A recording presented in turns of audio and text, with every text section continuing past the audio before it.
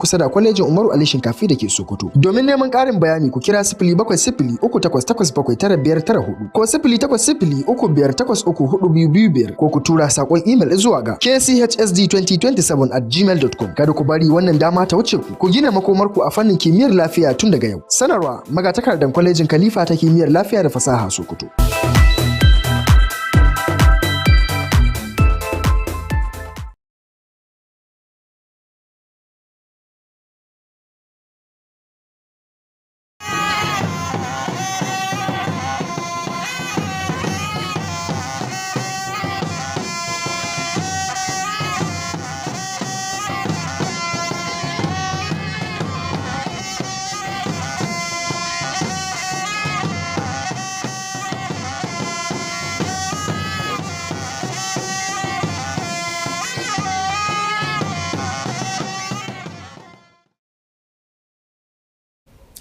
A very good evening and thank you so much for joining us at this time. Welcome to Alu TV News.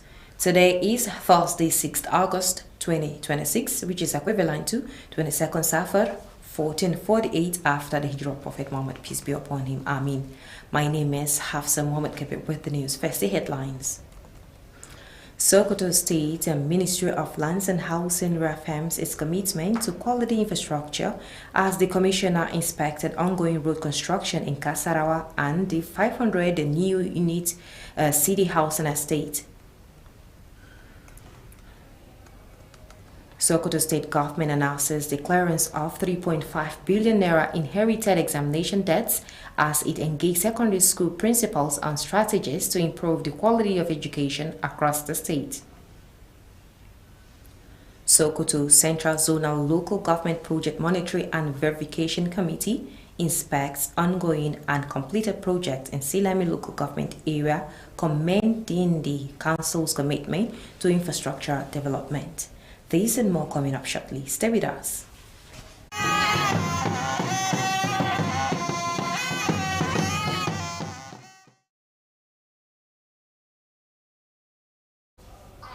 Now the news in detail. The Sokoto State Ministry of Lands and Housing has reaffirmed the state government's commitment to delivering quality infrastructure and housing projects across the state. The Commissioner for Lands and Housing, Barrister Nasiru Dansoho, gave the assurance during an inspection of the ongoing road construction project in Kasarawa and the 500-unit new city housing estate. Aminu Al-Husseinu Amanawa reports. During the inspection of the road project in Kasarawa, Barrister Danso expressed satisfaction with the quality of work executed so far.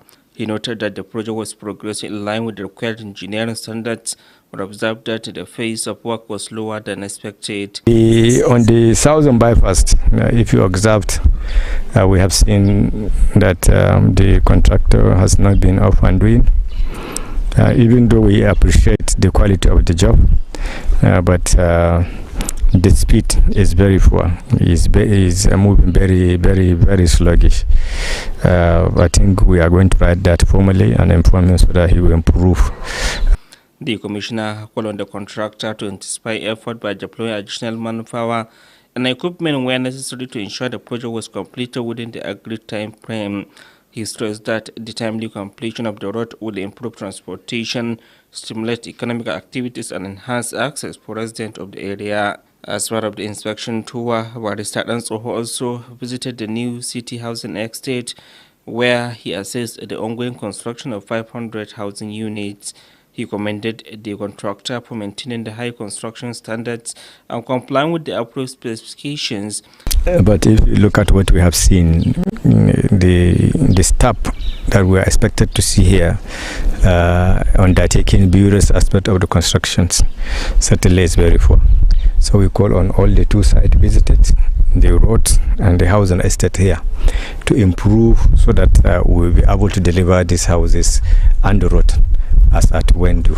The Commissioner reiterated that the Ministry will continue to monitor all ongoing projects across the state to ensure quality, transparency, and timely execution. Barrister Dansoho assured residents of the government's commitment to delivering impactful projects that will promote socio-economic development and improve the quality of life of the people of Sokoto State. Aminu Al-Hussein Amanawa, Alu TV News. Now, the Sokoto state government says it has cleared 3.5 billion naira in outstanding examination debts inherited from the immediate past administration. The Commissioner for Basic and Secondary Education, Professor Ahmed Laden Ala, disclosed this during an interactive meeting with principals of secondary schools across the state. Abdurrashid Wadet Buhari reports that the meeting was held at the auditorium of the Sultan Marshido Institute for Quran and General Studies, Sokoto. The report. The commissioner, represented by the permanent secretary of the ministry, Dr. Sanusi Aliyu Binji, said the administration of Governor Ahmed Aliyu inherited over 3.5 billion in unpaid examination fees owed to national examination bodies. So when His Excellency came, he quickly said, what is the issue? What is the problem? We submitted 3.5 billion naira and he quickly approved and paid. Then the result of our children was released and they can be able to go to higher institutions. So you see, it's something commendable. Professor Allah noted that the present administration had successfully settled the debt, restored the confidence of the examination bodies, and ensured that students could access their examination result without unnecessary delays. Professor Allah further commended the All Nigeria Confederation of Principals of Secondary Schools (ANCOPS) for its continued cooperation and support towards the implementation of government education policies and programs. The Sokoto State President of ANCOPS, Muhammad Iklilu Abubakar, said the interactive meeting was convened to review the achievements and challenges of the 2025-2026 academic session and to develop strategies for a more successful 2026-2027 academic session. That we can be able to have a very conducive 2026-2027 academic activities, which will be in the next couple of weeks. It will commence. He described the forum as an opportunity for principals to exchange ideas and strengthen collaboration with the ministry in improving the quality of secondary education across the states. Also speaking, the Director of Examination Matters in the ministry, Abubakar Abdullahi, commended principals for their dedication and professionalism in ensuring smooth and successful conduct of WAEC, NECO, NAPTEP, and NBIS examinations across the states. In his remarks, the Sokoto State Chairman of the Nigeria Union of Teachers, NUT, Comrade Murtala Muhammad Sokoto, lauded the ministry's leadership for introducing impactful reforms aimed at restoring the lost glory of education in the states. Abdurrashid Wadata Buhari, Alu TV News. The coordinator for the distribution of free fertilizer in Gwadaba local government area, Professor Atahiru Ahmed Sifawa, has conducted a door-to-door monitoring and inspection of the distribution of fertilizer and other agricultural inputs to farmers across the area. Professor Sifawa was accompanied by the district head of Gwadabawa, Alhaji Lawal Muhammad Zayana, and the chairman of Gwadabawa local government, Alhaji Ibrahim Aliyu Zakamaru, and other stakeholders. Ibrahim Ahmed Aiki Allah reports. The monitoring exercise commenced at the falling Unit 010, where Professor Sifa assessed the quantity and quality of fertilizer allocated to each falling unit. He explained that committees comprising farmers' representatives, religious and traditional leaders, councillors, and community guard corps personnel had been constituted in every falling unit to ensure transparency and fairness in the distribution process. At the low-cost fallen unit, where many women farmers turned out to collect the agricultural input, the coordinator directed that additional bags of fertilizer be allocated after observing that the number of beneficiaries exceeded the initial supply, ensuring that every eligible farmer benefited from Governor Ahmed Aliyu's intervention. The monitoring team later proceeded to the local government central store, where Professor Sifa announced that Atakwanyu, Mammansuka, and Chumola wards will receive their allocations on the second day of the exercise. He added that each fallen unit received 14 bags of fertilizer, 10 bags of NPK, and 4 bags of urea, along with improved seeds and other agricultural inputs, while transport allowances had been provided to facilitate delivery to the fallen unit. The district head of Gwadaba, Alhaji Lawal Muhammad Zayana, commended Governor Ahmed Aliyu for the initiative and urged farmers to make proper use of the inputs. The chairman of Gadava local government area, Alhaji Ibrahim Aliusa Kamaru, also reaffirmed the state's commitment to enhancing food security and caution beneficiaries against selling the commodities. Ibrahim Ahmad Aiken Allah, Alu TV News. Do not forget you're watching Alu TV News transmitting from Sokoto, the seat of the Caliphate. You can also watch us on social media handles at Alu TV on YouTube channel, or on our Facebook page. You can view us at Alu TV News.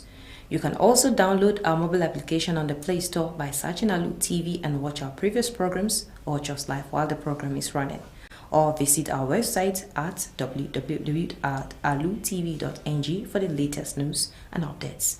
Now the news continues.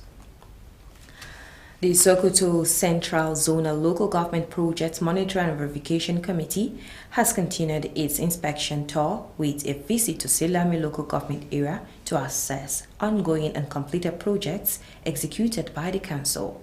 The committee, led by its chairman Alhaji Salatu Sidi Mamman, inspected several project sites and across the local government. Bashar reports.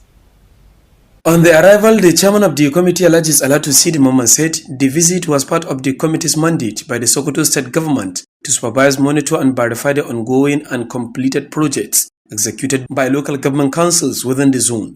He explained that the exercise was aimed at ensuring that projects met the required standard and were delivering the intended benefit to the people. I can say I'm pleased with the performance of the local government council, especially the work done at the secretariat, because when we our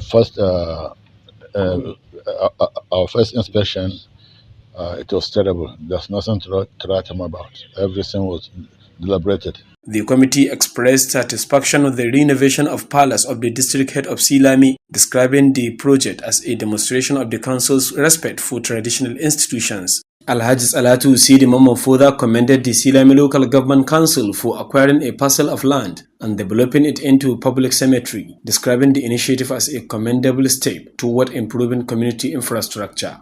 And the most impressive thing is that they acquired a piece of land to expand the almost filled graveyard, which they have already paid compensation, and now they have issued a contract for the fencing of it.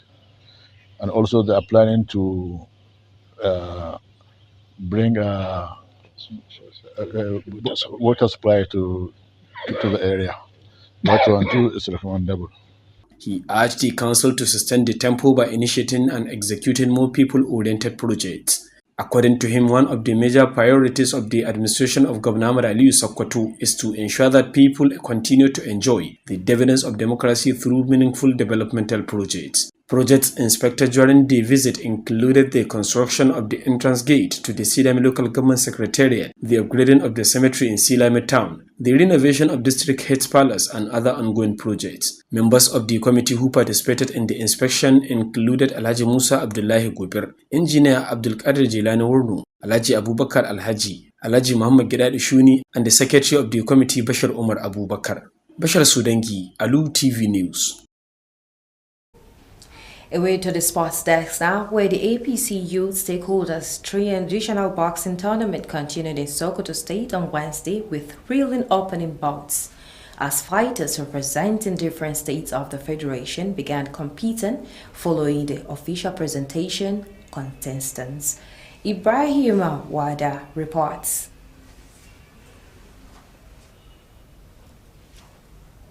You are among the top 20.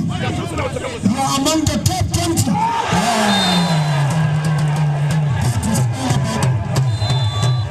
The APC Youth Stakeholders Traditional Boxing Tournament entered an exciting stage on Wednesday as contestants from across Nigeria began their quest for honor in one of the country's biggest Dembe championship. Activities commenced with the official presentation of contestants by the chairman of the Nigerian Traditional Boxing Association in Sokoto State, Ahmad Muhammad Tambuwal, who announced the name of the fighters and the states they will represent throughout the competition.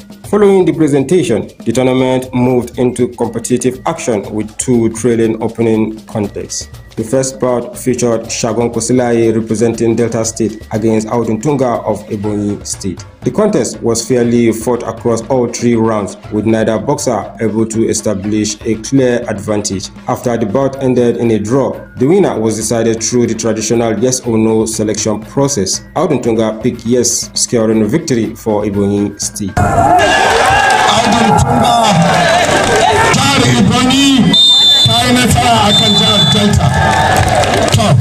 The second contest saw Dogon Aladi Giza representing Akwa Ibom State taking on Shamsu Nadambunza of Bauchi State. Dogon Aladi Giza made an impressive start by knocking down his opponent in the opening round, taking an early control of the contest before an enthusiastic crowd of traditional boxing enthusiasts. The APC Youth Stakeholders Traditional Boxing Tournament is aimed at promoting Nigeria's rich cultural heritage, encouraging youth participation in sport, and strengthening unity among young people from across the country. The competition continues with more bouts expected as contestants battle for prestigious titles, including brand new cars, cash prize, and other valuable rewards. The traditional boxing enthusiasts are expected to witness more thrilling contests as the championship progresses in Sokoto State.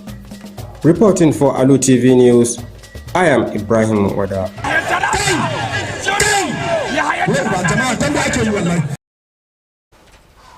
Other NC News are this hour, but before we go and a look at stories that made headlines. We reported to you that the Sokoto State Ministry of Lands and Housing has reaffirmed its commitment to quality infrastructure as the commissioner inspected ongoing road construction in Kasarawa and the 500-unit new city housing estate. We also brought to you that the Sokoto State government has announced the clearance of 3.5 billion naira inherited examination debts as it engaged secondary school principals on strategies to improve the quality of education across the state. We also told you that the Sokoto Central Zonal Local Government Project Monitoring and Verification Committee has inspected ongoing and completed projects in Selami local government area, commending the council's commitment to infrastructural development. Now, on behalf of the news editor, Bashar Abakar, and the production team, I am still Hafsa Muhammad Kabir saying, do not forget to clean your environment and keep it green by planting more trees. Bye-bye.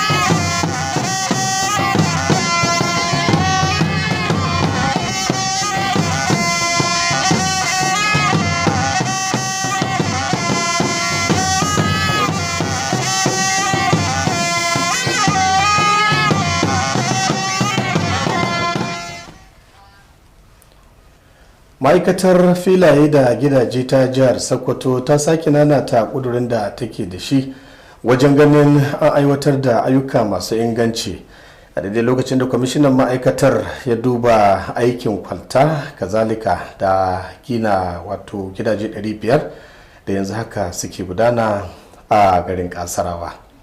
Gwamnatin jihar Sokoto ta sanar da biyan bashin da ta gada daga gwamnatin da ta shuɗe na sama da naira miliyan 3.5 na wato jarrabawar makarantun sakandare a daidai lokacin da kuma ta bukaci shugabannin makarantun sakandare da ke fadin jihar Sokoto da su zagi damtse wajen tabbatar da ganin sha'anin ilimi na bunƙasa. kwamitin da gwamnatin jihar Sokoto ta kafa domin duba ayyukan da ake gudanarwa musamman a yankunan ƙananan hukumomin mulki na yankin Sokoto ta tsakiya ya ziyarci wasu ayyuka da ke gudana a ƙananan hukumomin mulki wato ƙaramar hukumar mulkin Silame. Jama'a salamu alaikum, barkanmu da kasancewa da ku a labaran gidan talabijin na Alu TV. Yau Alhamis 6 ga watan 8 shekara ta 2026 wadda ta daidai da 22 ga watan Safar shekara 1448 bayan hijirar fayyan halitta Annabi Muhammadu sallallahu alaihi wasallam daga Makka zuwa Madina. Sunana Hayatu Jibo Dallatu.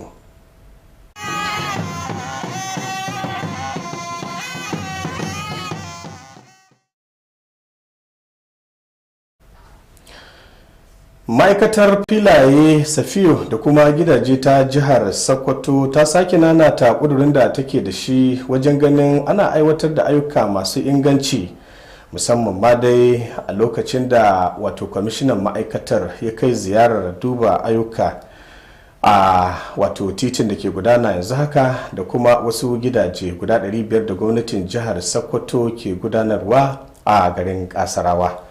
Kwamishinan ma'aikatar barista Nasiru Aliyu dan tsoho shine ya bayyana haka a lokacin da yake dudduba ayyukan.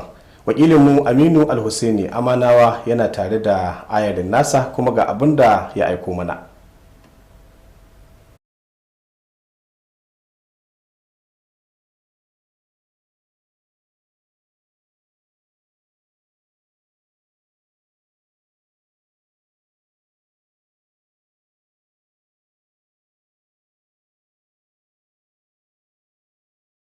A lokacin ziyarar aikin hanyar ta Kasarawa, barista dan tsoho ya bayyana gamsuwa akan ingancin aikin da aka gudanar da zuwa yanzu, sai dai ya bayyana damuwa akan tafiyar hawainiya da aikin ke ci gaba da gudana.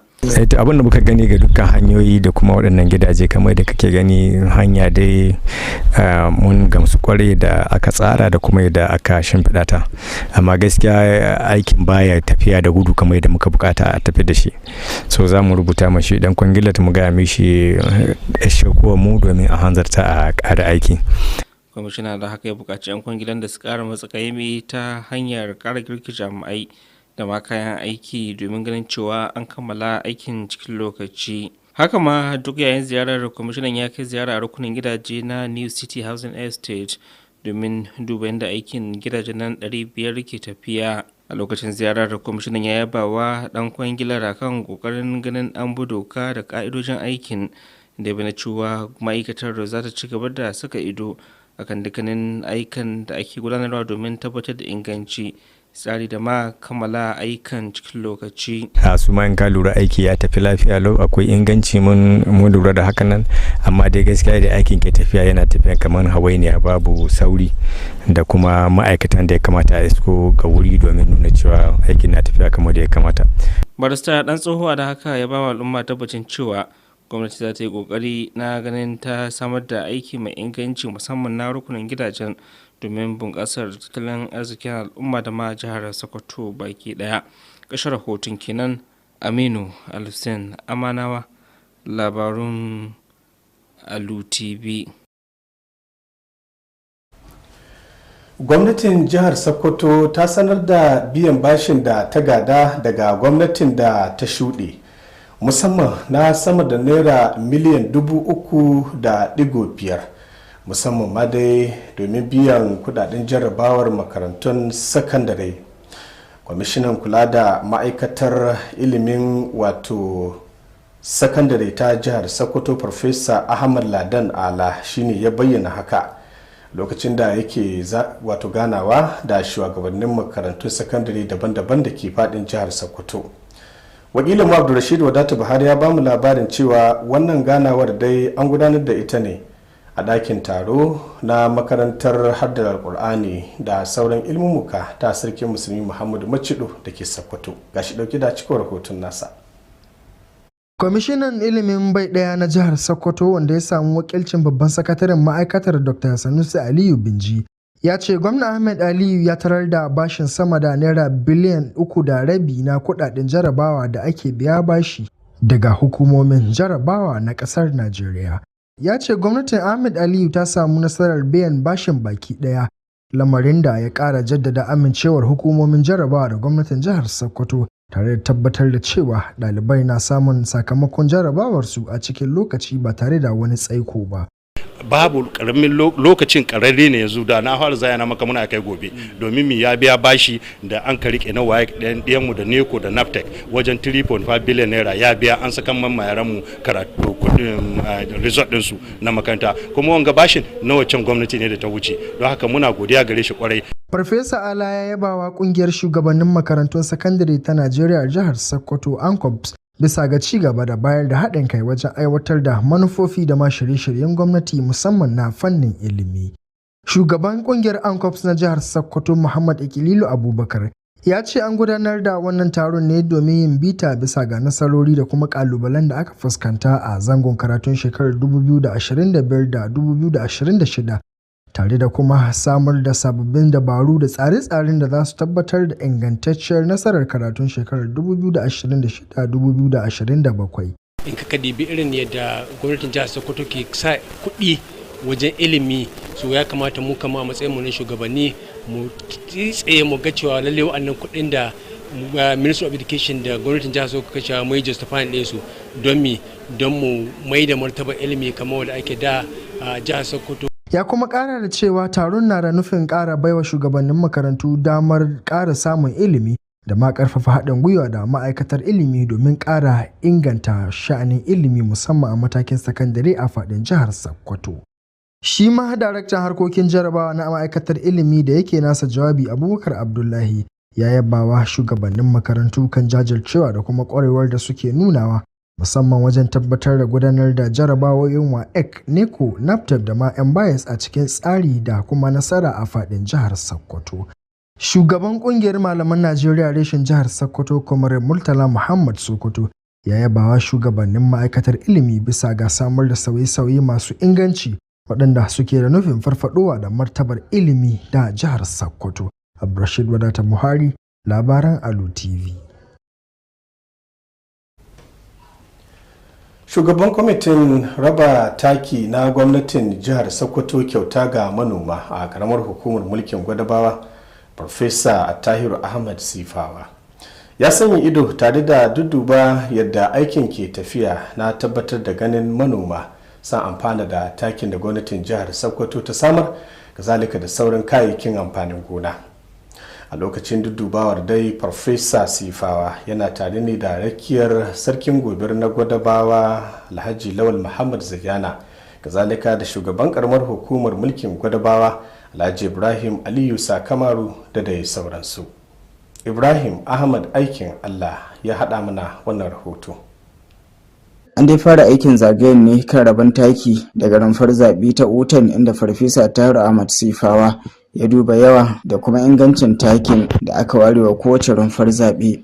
Ya bayyana cewa an kafa kwamitoci a kowace rumfar zaɓe da suka hada da wakilan manoma, shugabannin addini da na gargajiya, kansiloli da jami'an hukumar tsaro ta community guard domin tabbatar da gaskiya, adalci da kuma ingantaccen tsarin rabon takin a rumfar zaɓe ta low cost, inda mata manoma da dama suka fito domin karɓar kayan tallafin noma. Farfesa Tahiru Sifa ya bayar da umarnin ƙara yawan buhunan takin da za a kaiwa rumfar bayan ya lura da cewa adadin waɗanda suka cancanci cin gajiyar shirin ya zarce takin da aka fara kaiwa, domin tabbatar da cewa kowane manomi da ya cancanta ya amfana da wannan tallafi na gwamna Ahmad Aliyu ya same shi. Daga nan tawagar ta wuce babbar ajiyar kayan rabu da ke karamar hukumar, da Farfesa Tahiru Ahmad Sifa ya sanar da cewa mazaɓar Atakwanyo da ta Mamman suka haɗi da Cimola su ne za su karɓi nasu kaso a yau. Kowace mazaɓa an yi 'yan kwamiti na rumfa waɗanda an ka azama alhakin ɗaukar takin ga su kai ga rumfan.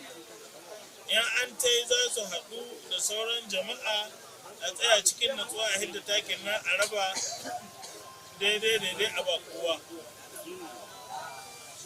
ya ƙara da cewa kowace rumfar zaɓe za a bata buhuwa 14 na taki waɗanda suka hada da buhu 10 na NPK haɗi da buhu 4 na urea tare da ingantattun iraruwa da sauran kayan aikin noma. Haka kuma an tanadi kuɗin sufuri domin sauƙaƙa jigilar kayayyakin zuwa rumfunan zaɓe. Uban ƙasar Gwadabawa Alhaji Lawal Muhammad Zayyana ya yaba gwamna Ahmad Ali bisa wannan shiri tare da karfafa manoma gwiwa da su yi amfani da kayan tallafin ta hanyar da ta dace domin bunƙasa harkokin noma. Shi ba shugaban karamar hukumar mulki ta Gwadabawa Alhaji Ibrahim Aliyu Sakamaru ya sake jaddada ƙudurin gwamnatin jiha na inganta wadatar abinci, sannan ya gargaɗi waɗanda suka amfana da tallafin da kada su sayar da kayan da aka ba su, sai dai su yi amfani da su wajen aikin noma. A ADC nake amma ayyukan kana haka bani sha ba wai wani abu ba saboda mi na san ka kyauta kuma ni na ganin mai dona ni dai na gamsu in ma wani bai gamsu ba ni dai na gamsu don haka ko na goda Allah ya saka da hayran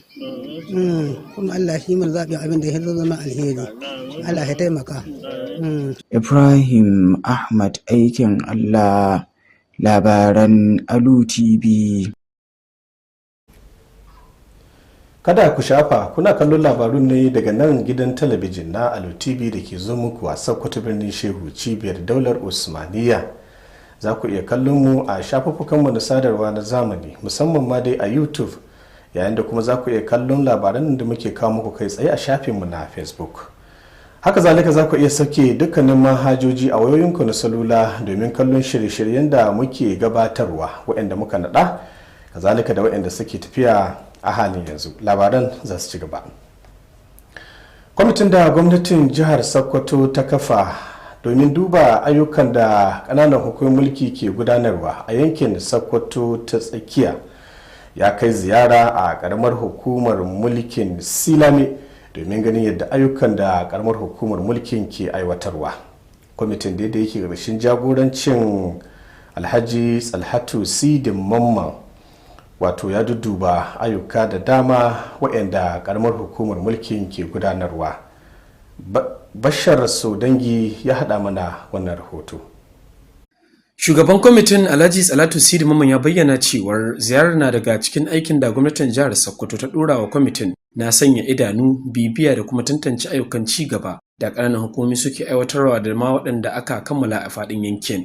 Ya bayyana cewar manufar wannan aikin ita ce tabbatar da cewar dukkanin ayyukan sun cika ka'idojin da aka gindaya tare da tabbatar da al'umma na cin gajiyar ayyukan kamar yadda ya dace. Tsalhatu Sidi a madadin kwamitin ya nuna gamsuwarsa da aikin gyaran fadar uban ƙasar Silame, inda ya bayyana aikin a matsayin wata alama ta girmamawa da karamar hukumar mulkin Silame ke baiwa masarautun gargajiya. Haka ma ya jinjina ma karamar hukumar Silame bisa sayan fili da kuma mayar da shi makabarta domin amfanin jama'a.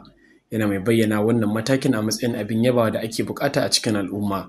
Ya kuma buƙaci karamar hukumar da ta ci gaba da ƙoƙari ta hanyar ƙaddamarwa da aiwatar da muhimman ayyuka da suka shafi buƙatun al'umma. A cewar sa, ɗaya daga cikin manufofin gwamnatin gwamna Ahmad Aliyu ita ce tabbatar da al'umma na morar roman demokuraɗiyya ta hanyar aiwatar da muhimman ayyukan ci gaba. Daga cikin ayyukan da kwamitin ya dudduba a yayin ziyarar akwai gina kofar shiga helikwatar karamar hukumar Silame, inganta makabartar garin Silame, gyaran fadar uban ƙasar Silame da sauran muhimman ayyuka. Wasu daga cikin mambobin kwamitin a yayin ziyarar sun hada da Alhaji Musa Abdullahi Gobir, Injina Abdulkadir Jilani Wurnu, Alhaji Abubakar Alhaji, Alhaji Muhammad Gidado Shuni da kuma sakataren kwamitin Bashar Umar Abubakar. Ƙarshen rahoton kenan. Bashar Sodangi, labarun Alu TV.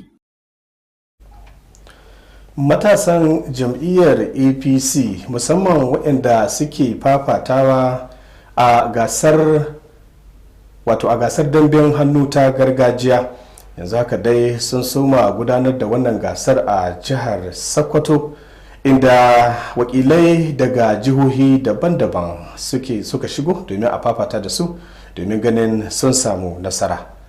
A bangaren wasanni bari mu haɗa ku da wakilin mai Ibrahim Wada domin ya kawo muna cikin wannan labari.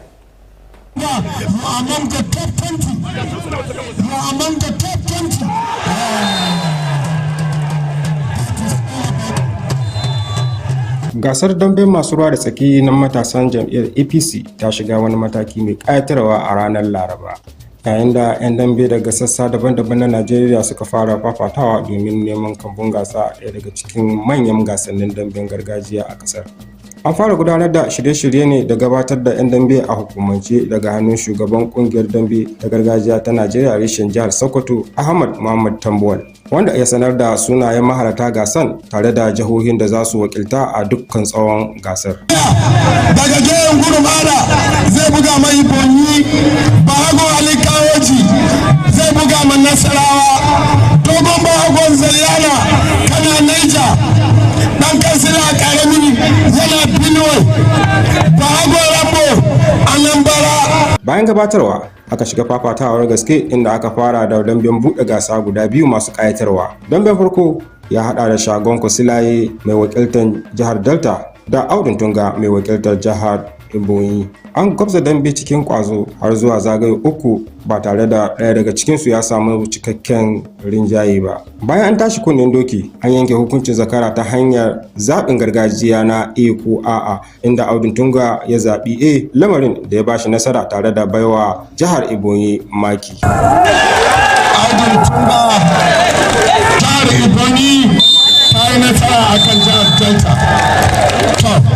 Dambe na biyu kuwa ya hada da Dogon Ɗanladi Geza mai wakiltar jihar Akwa Ibom da Shamsu na Ɗanbunza mai wakiltar jihar Bauchi. Dogon Ɗanladi Geza ya fara damben ne cikin ƙarfi inda ya buge abokin hamaryarsa ya faɗi tun a zagaye na farko tare da nuna cikakken ƙwarewa a gaban ɗimbin masoya dambe na gargajiya da suka halarci gasar. An shirya gasar damben ne na masu ruwa da tsaki na matasan jam'iyyar APC domin bunƙasa al'adun gargajiyar Najeriya, ƙarfafa matasa su shiga harkokin wasanni da kuma ƙara danƙon zumunci da haɗin kai tsakanin matasar ƙasa. Ana sa ran gasar za ta ci gaba da ƙarin fafatawa yayin da 'yan dambe ke neman lashe manyan lambobin yabo, ciki har da sabbin motoci, kyaututtukan kuɗi da sauran manyan kyaututtuka masu daraja. Masoya ga damben gargajiya na sa ran ganin ƙarin fafatawa masu ban sha'awa yayin da gasar ke ci gaba da gudana a jihar Sokoto. Ƙarshen rahoton wasanni kenan. Ibrahim Wada, labarun Alu TV.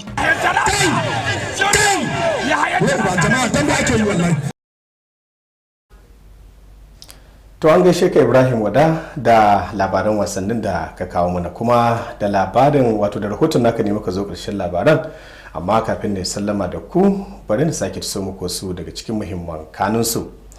Mun ba ku labarin cewa ma'aikatar filaye, safiyo da kuma gidaje ta jihar Sokoto ta sake nanata ƙudurin da take da shi wajen ganin ana aiwatar da ayyuka masu inganci a daidai lokacin da kwamishinan ma'aikatar ya duba aikin kwalta kazalika da gina gidaje guda 500 a garin Kasarawa da ke jihar Sokoto. Har ila ya kunji cewa gwamnatin jihar Sokoto ta sanar da biyan bashin kuɗin da ta gada daga gwamnatin da ta shuɗe na sama da naira biliyan 3.5 na jarabawar makarantun sakandare a daidai lokacin da kuma wato gwamnatin jiha ta bukaci shugabannin makarantun sakandare da ke fadin jihar da su zagi damtse wajen ganin sha'anin ilimi yana bunƙasa.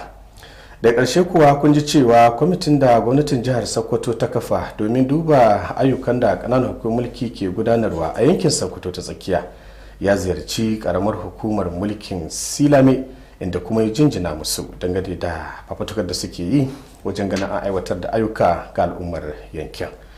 To a madadin wanda hidimar tace labaran Bashir Abubakar da sauran abokanan aiki, Hayatu Jibo da Latuki ce da ku, na barku lafiya.